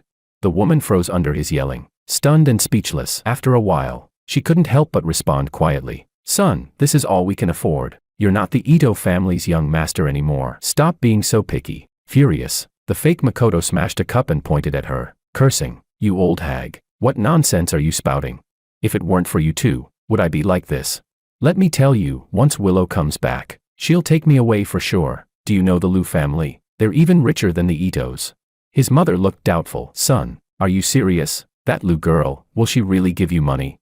The fake Makoto crossed his arms, arrogantly confident. "Of course, she's not like the Ito people. She won't care about my background. It's not like we're related by blood. She's so easy to manipulate. She believes everything I say. Whatever I want, she'll give it to me no matter what. This time will be no different. Just wait, tomorrow, I'm going straight to the Liu house." Creak. The old wooden door suddenly opened. A woman dressed in all black stood at the entrance, her entire presence exuding an air of menace, like a demon from hell. "Willow," the fake Makoto froze, then instantly changed his tone. In the next moment, the bodyguards behind Willow rushed in and dragged him out. In the narrow alleyway, rainwater mixed with sewage pooled around them, filling the air with a foul stench. The fake Makoto was pinned by the neck, forced to meet Willow's eyes. Her gaze was cold as ice. She asked each word with terrifying clarity. "What did you lie to me about?" Still struggling, the fake Makoto whimpered. "Willow, don't do this, I'm scared." Willow said nothing. With just one glance, the bodyguard tightened his grip. The fake Makoto panicked, begging frantically, "I'm sorry, I'll talk, just let me go." Willow raised her hand. The man was released, staggering back a few steps, staring at the woman in front of him, unfamiliar, wrathful, and terrifying. "I admit, I lied to all of you," he stammered. "The car accident wasn't caused by George. I planned it myself. I just wanted everyone's attention on me, and all those things that happened afterward, most of them were set up by me. George never did anything to me. I was the one framing him all along." Seeing Willow's expression grow darker and darker, the fake Makoto began to tremble violently. "I'm sorry, I know I was wrong. Please let me go. I won't do it again." Hearing the truth from his own mouth, Willow didn't feel surprised, just deeply, bitterly amused. Makoto was pathetic. The Ito family was pathetic. And she was the most pathetic of all. She had known George for 11 years, yet when conflict arose between him and someone else, she hadn't hesitated to trust the other person. She should have been the one who knew George best. But she never gave him trust, never gave him respect, never gave him understanding. Willow's eyes turned red, her gaze drilling into Makoto as though she could burn a hole through him. Her entire body radiated killing intent. Only now did she finally realize just how terribly wrong she had been. Chapter 21. Frightened by Willow's madness, the fake Makoto dared not say another word to her. He stumbled away in panic and fled. Willow stood in the curtain of rain, the fury and pain in her eyes refusing to fade. She knew she had lost her mind, but she had already lost the person she loved the most, George. Nothing else seemed to matter anymore. Half a month later, the fake Makoto's biological father was lured into gambling by someone. Their already impoverished family crumbled further under the weight of enormous gambling debts. Facing this bottomless pit of a family, the fake Makoto tried to escape, but he never got another chance. He worked like a madman, picking up every job he could to earn money. The hands that used to be soft and pampered in the Ito family were now covered in bleeding blisters. But everything he earned was just a drop in the ocean compared to his father's gambling debts. Later, when the debt collectors came knocking, His father knocked him unconscious, then handed him over like a piece of cargo. When he regained consciousness, his mouth was gagged, hands and feet bound, and he had already been loaded onto a train heading towards Southeast Asia. Through the grimy windows, the scenery of his home country slowly shifted and disappeared. Exhausted beyond belief, the fake Makoto shut his eyes, tears of despair streaming down his face. He knew exactly what awaited him at the end of the journey. He regretted it all, but it was already far, far too late. Meanwhile, in a hospital room, Mrs. Ito lay on the bed looking frail and lifeless, her skin ghostly pale, her tear-swollen eyes puffed up like two bulbs. Maria hurried in, carrying a lunchbox. Her shirt was wrinkled beyond recognition, and she looked thin and haggard. Mrs. Ito struggled to sit up and grabbed her hand anxiously. "How was it? Did you see Willow? Is she willing to help get your father out?"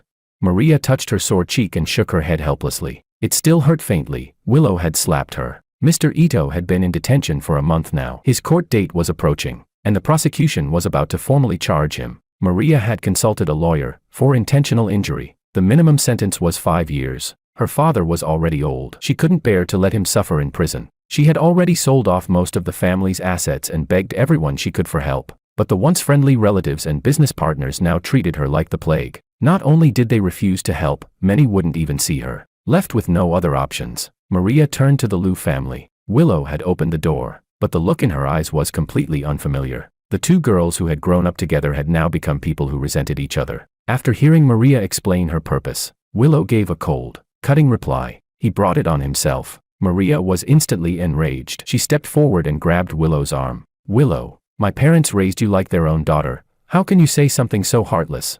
Willow met her gaze without the slightest hint of hesitation. "Isn't it the truth?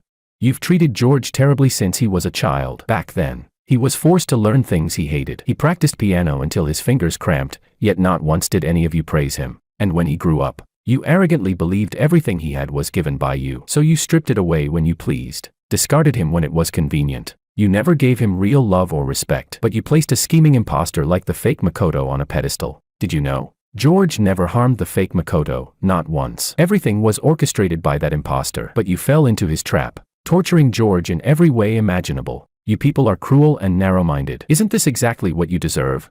Hearing such brutal words coming from her best friend's mouth, Maria trembled with rage. She shouted, "You're blaming us. What about you? Willow, are you any better?" Willow, who had suppressed her emotions for too long, was done holding back. She raised her hand and slapped Maria across the face. The two of them fell into a scuffle. Maria, exhausted from days of running around and far from a match for Willow, took several hard slaps to the face before being thrown out of the villa. Mrs. Ito saw the swelling and redness on her daughter's face and instantly guessed what had happened. Maria choked through tears, finally telling her the truth she had learned from Willow. "Mom, George never tried to hurt anyone. All this time, we misunderstood him." Upon hearing this, Mrs. Ito buried her face in her hands and burst into uncontrollable sobs. "It was us who misunderstood George. We're the ones who hurt him. It's all our fault." Chapter 22. In the detention center, Maria supported Ito's mother as they waited for a long time. Finally, a frail figure emerged under the escort of a prison guard. She could hardly believe it. The hunched old man in front of her was her father. Ito's father had gray hair, looked much thinner, and had a few bruises on his face. Seeing this, Ito's mother immediately broke down in tears. Through the glass, she tried to reach for his hand but couldn't get close enough. Maria choked up as she picked up the phone. "Dad, are you okay? How did you get so thin? Has someone been bullying you?" Ito's father held the phone and gently shook his head. Looking at his wife and daughter on the other side of the glass, he felt a deep, bitter sorrow. In just over a month, their family had fallen apart, and everything began when they wronged George. Tears streamed down Ito's father's face. He was filled with regret. "It's all my fault, mine. I hurt George and dragged all of you down with me." Upon hearing this, both Ito's mother and Maria burst into tears, overwhelmed with remorse. If only they had treated George kindly from the start, even if they never found their biological son, their lives wouldn't have turned out this way. The guard stepped forward to announce the visitation time was almost up. Maria clutched the phone anxiously. "Dad, take care of yourself. I'll find a way to get you out of here." Ito's father shook his head helplessly. "Maria, don't worry about me. This is the price I have to pay for my own actions. If there's a chance, apologize to George for me. All of us owe him an apology. We failed him." Ito's father was taken away. Ito's mother sobbed so hard she could barely breathe. As her face turned increasingly pale, Maria dared not delay and rushed her to the hospital. When she woke up again, Ito's mother looked at Maria with teary eyes. "Maria, we must apologize to George. We were wrong." Maria held her hand tightly and nodded firmly. Mom, how about we try calling George again? We may have hurt him, but we lived together for over 10 years. That has to count for something. If he knows you're sick, he might soften. If he's willing to help, everything can be resolved. There was a glimmer of hope in Ito mother's eyes, though tinged with uncertainty. Do you think it'll work? Maria held her hand tighter, encouraging her. Yes, Mom, let's give it a try. George's old phone number had long been disconnected. It took Maria a great deal of effort and connections to finally get his new number from a college roommate. She dialed the number. It rang for a long time before someone picked up. Hello. That familiar voice came through the receiver, and Ito's mother immediately felt a sharp ache in her chest, her eyes welling with tears. George, she said with a trembling voice. It's Mom. Are you doing well? I froze for a moment, then suppressed the politeness in my tone and responded coldly. My mother is the wife of the chairman of Tracy McGrady Corporation, Mrs. Ito. Please don't mistake me for someone else. Ito's mother felt a stabbing pain in her chest from his icy voice. Pressing a hand to her heart, she trembled as she spoke. George, what happened in the past was our fault. We know we were wrong. George, things at home are a mess. Your father's in trouble, and I'm sick. The doctor said I may not have much time left. Please, for the sake of the years I raised you, would you come see me? There was a long silence on the other end of the line. Maria and Ito's mother looked at each other anxiously, terrified he might hang up any second. After a long while, I finally spoke. I'll wire some money to your account. Consider it the final payment for the years you raised me. Don't forget, Mr. Ito himself said it. I have nothing to do with the Ito family anymore. Chapter 23. The call was cut off. Ito's mother could no longer hold it in. Covering her face, she burst into loud sobs. She had lost her biological son, and now, the adopted son she had raised for over a decade was gone too. Neither of them would ever come back. She had nothing left. She pounded her chest with clenched fists, hating herself for making so many foolish choices. Maria grabbed her hand, stopping her from hurting herself. There was a glimmer of hope on Maria's face. Mom, listen to me. I think there's still a chance. What? Ito's mother looked up through teary eyes, confused. Mom, I just got a bank notification. George transferred us money, $10 million. Who pays $10 million just for child support? That money isn't just to sever ties, he's helping us through this crisis. Didn't you hear how he's still bitter about what Dad once said? That means he still cares. I told you, George isn't the kind of person who's cold-hearted. As long as we sincerely apologize, and with our current miserable situation, he's bound to soften. Ito's mother wiped her tears and glanced at the bank balance. Maria's words did make sense. What they didn't realize was that to the George of today, $10 million was nothing more than pocket change. Hope welled up in Ito's mother's eyes again, and she quickly grabbed Maria's hand. Maria, we'll apologize to George, with the most genuine apology we can offer. We'll go to the media, tell the truth about everything from the past, and clear George's name. Then you fly to the US, no matter what it takes, beg on your knees, prostrate yourself if you have to, just get George to forgive us. His biological parents control a massive financial empire. If he's willing to speak up for your father will be spared prison, and the Ito family could make a comeback. Maria nodded vigorously, as if she could already see that day arriving. Don't worry, Mom. I'll make sure George feels our sincerity, she said firmly. 2 days later, on a rainy day, Maria boarded a flight to the United States. Her heart was full of hope. She kept rehearsing what she would say to George when she saw him, though those lines had been written in advance. Her regret was real and raw, especially after learning that the younger brother she had always favored turned out to be a fraud using a false identity. Maria's heart turned cold. These past days, even in her dreams, she regretted not trusting George more back then. He had always been so kind and sensible. With these thoughts in mind, Maria drifted off to sleep on the plane. In her dreams, the whole family was happily celebrating George's birthday together. But the beautiful dream was shattered by violent turbulence. Maria felt the whole aircraft shaking. A trembling voice came through the intercom. Ladies and gentlemen, our plane has been struck by lightning. The power system is malfunctioning. Please fasten your seatbelts, put on your oxygen masks, and await further instructions. Maria's heart started pounding uncontrollably, and her vision quickly turned pitch black. In the darkness, she felt a weightless despair. Just before she completely lost consciousness, Maria silently whispered in her heart, George, I'm sorry.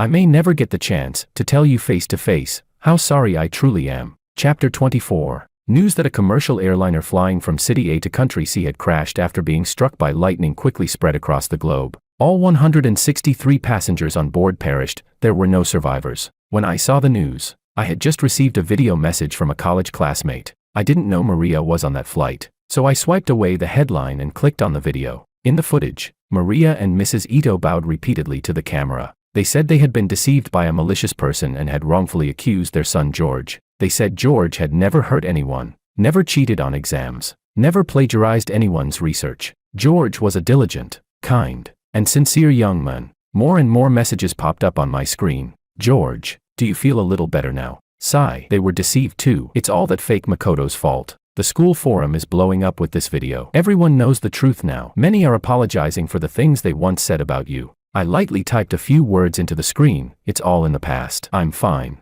Though I said I was fine, a dull ache still lingered in my heart. Those painful, suffocating experiences felt like they had just happened yesterday. No matter how generous I tried to be, I could never truly forgive the Ito family. Perhaps never seeing them again in this life was the best possible ending between us. Out in the garden, Alicia glanced down at her phone, then looked toward George inside the house. Should we tell my brother that Maria from the Ito family was on that plane? Mrs. Wang shook her head. There's no need. Love or hate, it's all in the past now. There's no point in letting him know. Back across the ocean, in a hospital, Mrs. Ito stared at the door of her hospital room from morning until night, hoping to see Maria or George appear. Her phone rang. She picked it up. On the other end was the solemn voice of the airline company. Ma'am, we regret to inform you that your daughter Maria passed away in the crash. Mrs. Ito couldn't believe her ears, her voice trembling. She asked again to confirm. Moments later, a gut-wrenching scream erupted from the hospital room. My child. The heart monitor blared with piercing alarms as doctors and nurses rushed into the room. The patient is in shock and has lost consciousness. Prepare the emergency room, quickly. Maria's funeral, organized by the airline, was sparsely attended. Willow, dressed in black, walked into the funeral home. Seeing the familiar face in the black and white portrait, emotion surged through her. Lately, she had been plagued by nightmares of George, of Maria, of Uncle and Aunt Ito. Once upon a time, she had regarded them as her dearest friends and family. Now, everything had changed beyond recognition. The Ito family company had gone completely bankrupt. Mr. Ito was sentenced to 5 years in prison for intentional assault. Maria's body was never recovered. Mrs. Ito, unable to cope with the grief of Maria's death, lost her mind. Willow felt it was all karma. George had once been pushed to the brink by them, standing alone on a rooftop, ready to end his young life. Now, those who had hurt George were being punished, one by one. Willow didn't know if she would be next. She was afraid, anxious, but above all, she was filled with regret. Chapter 25. After returning from the U.S., Willow tried hard to adapt to life without George. Day by day, time passed, but her longing and care for George only grew heavier, to the point where it became suffocating. Willow didn't want to let go. She wanted to take one final chance for herself. She applied for graduate school in the U.S.,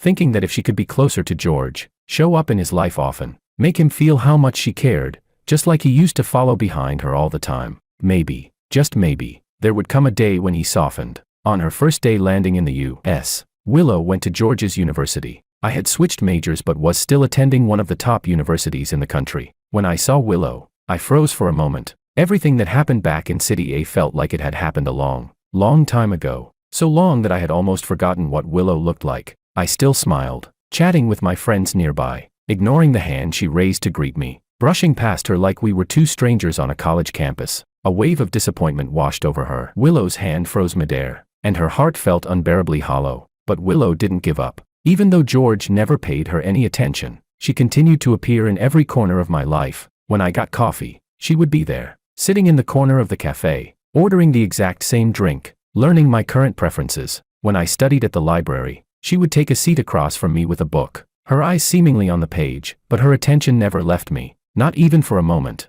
In the 3rd month of Willow trailing after George, I finally stopped and looked at her. That familiar gaze made Willow's heart flutter with hope. She thought her persistence had finally paid off. I walked up to her and said, without a hint of expression, Willow, haven't you had enough? What's wrong with you? Why have you turned into a stalker? This version of you really disgusts me. It was like being thrown into an icy abyss. The boy who once had eyes only for her was now saying, you disgust me. Willow's eyes turned red as she looked at me with pleading eyes. George, I'm sorry. I didn't mean to disturb you. It's just, I missed you so much. These days without you, I've been like the walking dead. I can't eat. I can't sleep. I'm in so much pain. George, only when I see you do I feel like I'm still alive. George, please, give me another chance. Just one more. Hearing her desperate plea, I felt nothing. My calm, emotionless gaze made Willow feel a wave of panic. She fumbled in her pocket and pulled out a small ebony ring, looking at me carefully. "George, do you remember this? You carved it by hand for my 20th birthday. You said you'd use it to bind me to you, and that we would never." Before she could finish, I snatched the ring from her hand and, without hesitation, threw it into the nearby artificial lake. "Willow, wake up, the ring is gone. There's no us anymore." Willow's breathing turned rapid. She lunged toward the railing by the lake, glanced back at me once, and, without a second of hesitation, jumped in. In such a vast man-made lake, trying to find a small ebony ring was nearly impossible, but Willow refused to give up. She swam back and forth in the lake, not missing a single patch of waterweed, not skipping over a single crevice. From sunrise to sunset, many students on the shore tried to talk her out of it. "Stop looking," they said. "It's not possible to find it." But Willow just shook her head, took a deep breath, and dove back underwater. That ring was a symbol of the love she shared with George. She firmly believed, as long as the ring was still there, George wouldn't truly leave her. One day, he would come back. Finally, beneath a jagged stone, Willow saw the small ebony ring. She picked it up and climbed ashore, soaking wet but triumphant. She looked around the edge of the lake excitedly, but George was nowhere in sight. I was already long gone. Chapter 26. Exhausted and soaked, Willow searched the campus several times, finally finding George at the library exit. I was walking down the stairs side by side with a beautiful, elegant girl. I didn't know what the girl had said, but George tilted his head toward her shoulder and smiled happily. Willow trembled as she blocked our path. She raised the ebony ring in her hand and, with a hoarse voice, spoke. "George, I found the ring. Does this mean there's still a chance for us? George, please, give me another chance, will you?" Hearing her shout, I took a step back and grabbed the hand of the girl beside me, gently shaking my head. "No, it's not possible. Let me introduce you. This is my girlfriend, Anna." Willow staggered back 2 steps, nearly losing her balance. She shook her head frantically, unwilling to believe what I said. "You're lying to me. You just don't want to forgive me, right?" I didn't answer her. Anna, in a clear act of claiming her territory, intertwined her fingers with mine and pulled me away from this unpleasant scene. Only when I was sure that Willow wasn't following us did I let out a long sigh. Phew, she shouldn't bother me anymore. As I was speaking, I suddenly realized I was still holding Anna's hand. I quickly stepped back and thanked her. "I'm glad I ran into you today. Thank you for being my shield." Under the moonlight, Anna Sue looked at me with gentle eyes. "I should be the one thanking you. It's my honor." Her words, laced with an ambiguous undertone, caught me off guard. I instinctively looked down, avoiding her gaze. The Sue family and the Wong family are business partners, and Anna was someone my mother introduced to me. My mother hoped I could move on from the shadows of my past. I knew her good intentions and didn't refuse. Anna was from a similar family background, and she was gentle and polite. I had a good impression of her, but hadn't considered developing a deeper relationship. While I was lost in thought, Anna took a step forward and closed the distance between us. "George," she gently called my name. "Do you know, when I saw Willow just now, I was more panicked than you." I looked up suddenly, surprised that Anna knew Willow. Then, the words she spoke shattered the silence in my heart that had lasted for so long. "Before, whenever Willow was around, your eyes could only see her. You never knew that. In the library, on the basketball court, in the lab, there was always someone quietly watching you. George, I know you've been through a lot. Maybe starting a new relationship is hard for you, but I still want to gather my courage to tell you, George, I like you. Whether you're George or just George, I like you. I've spent so many years trying to get close to you, and I don't want to miss this chance. George, please consider me." The beautiful face before me overlapped with those insignificant memories hiding in the corners of my mind. I widened my eyes in shock, feeling a sting in my nose. I never knew that, during the years I was silently chasing after Willow, someone had also been watching me from behind. While I was being judged by the crowd, there were others, with their soft voices, explaining things on my behalf. Thankfully, I didn't miss out on such a sincere connection. Chapter 27. 3 years later, a magnificent wedding was being held at the largest tulip estate in City A. It was rumored that the bride, Anna, the powerful figure of a global energy conglomerate, had a deep fondness for tulips. The groom, George, the general manager of the Tracy McGrady Corporation, had specifically returned to the country a year in advance to purchase this estate and plant a full garden of tulips for his bride. They had already held a globally watched wedding in the United States, but this small wedding reception held in Anna's hometown of City A still left every guest in attendance speechless. Many of the city's elite were present, this being their closest chance to get near these two heirs of massive conglomerates. Willow was naturally among them. Watching the groom in a stunning custom-made suit, standing out like a dazzling star, Willow felt as though she were in another world. She could barely remember the last time she had seen George. 3 years ago, She had desperately pursued George on an American campus. At first, she had thought Anna was just a shield he used, but later, she watched them enter and leave together, growing closer each day. One evening, in the dim corner of a quiet night, she saw them kissing under the moonlight. In that moment, Willow lost her breath. She clearly heard the sound of her soul leaving her body. The pain of being torn apart spread through her entire body. She collapsed onto the ground, losing all her strength. After that night, she never saw George again. Later, Lou family's business fell into trouble, and in one night, it was on the brink of bankruptcy. Willow had no choice but to cut her studies short and return home to take on the weight of the family business. After struggling for years, she barely kept the Lou family business afloat. Not any worse, but not any better either. Every time she saw George's picture in the news, she could feel that the distance between them was growing farther and farther. Hundreds of fireworks exploded in the sky, their brilliant colors reflected in the tulips. The crowd erupted into cheers. Everyone was congratulating and admiring the celestial couple in front of them. Willow stood at a distance, but she could clearly hear George's firm, powerful "I do." She smiled, a bittersweet curve to her lips. She vaguely remembered that on her 20th birthday, George had given her a hand-carved ebony ring. In her tipsy haze, she took the ring from his hand and slurred, "George, are you proposing to me?" He blushed, lowering his head and unable to look at her. Willow, enchanted, made her first promise to him. "Who says the man has to do the proposing? I'll propose to you, George, one day." "If I proposed to you, what would you say?" she teased him. His soft voice brushed past her ear as he replied, "I do, just like today, I do." Willow slowly stepped away from the crowd, walking toward the distance. It was a beautiful day, the sunlight warm and gentle, but to her, it felt painfully sharp. Tears seemed to rise in the sunlight, and even though Willow stood in the warmth, she shivered. The summers of love and hate, the summers that had once been, could never return.